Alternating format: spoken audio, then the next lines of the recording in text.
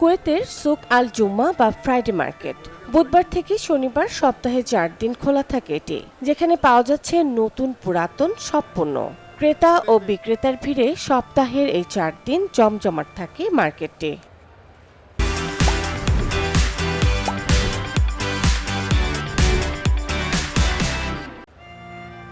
দেশটির সুয়েক এলাকায় অবস্থিত বিশাল জায়গা জুড়ে সুক আল জুমা, যেখানে ক্রেতা বিভিন্ন দেশের হলেও বিক্রেতার একটি বড় অংশ বাংলাদেশি।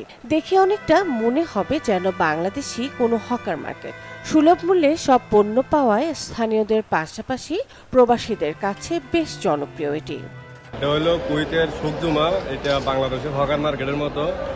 এখানে সব ধরনের পণ্য পাওয়া যায় অনেক সস্তা দামে। আমি আসলাম, জুতা নিলাম, ভালো মানের জুতা অনেক সস্তা দামে নিলাম আর কি। মার্কেটটিতে দীর্ঘদিন ধরে কাজ করে যাচ্ছে প্রচুর বাংলাদেশি, যারা একদিকে যেমন রেমিটেন্স পাঠিয়ে দেশকে এগিয়ে নিয়ে যাচ্ছেন, অন্যদিকে নিজেরাও হয়েছেন স্বাবলম্বী। 5 বছর যাবত এই সুকজুমা ফ্রাইডে মার্কেট মধ্যে আছি। তো এখানে একজন ইন্ডিয়ান নাগরিকের দোকানে আমি কাজ করতেছি। তো এই মার্কেটটার মধ্যে যে প্রচণ্ড সস্তায় মাল পাওয়া যায়, যেমন বাংলাদেশি, ইন্ডিয়ান, পাকিস্তানি বিভিন্ন কান্ট্রি লোকেরা এখানে ব্যবসায়িক রয়েছে। গত 8 বছর ধরে এখানে ব্যবসা করতেছি আলহামদুলিল্লাহ। বিভিন্ন ধরনের লোক এখানে আসে, বাঙালি, হিন্দি, মিশরি, সৌদিয়ান, ইরাকি, সবাই এখানে আসে মার্কেট করে। এটা বিশাল বড় এরিয়া, এখানে সস্তায় জিনিস পাওয়া যায়। দেখেন, এখানে মার্কেট থেকে যে জিনিসটা 5 টাকাটা কিনবেন, এখানে এটা 2 টাকায় পাবেন।